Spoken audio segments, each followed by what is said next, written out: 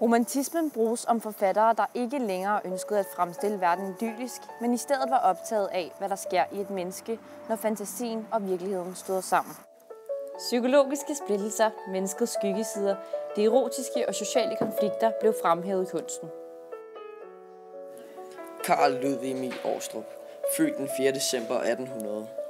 Han var læge, men bedre kendt som digter, som har skrevet under det, der betegnes som romantismen.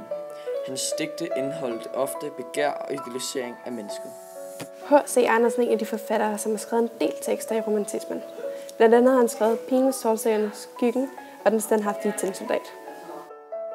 Hovedtræk i romantismen: dyrkelsen af skønhed, drift, kynisme, melankoli, individualisme, selviscenelse, grænsen overskrides, smerten ved livet, mangel på idyl, følelser af ensomhed. Romantismen virker som en meget sørgelig periode, men kan sagtens indebære kærlighed og glæde.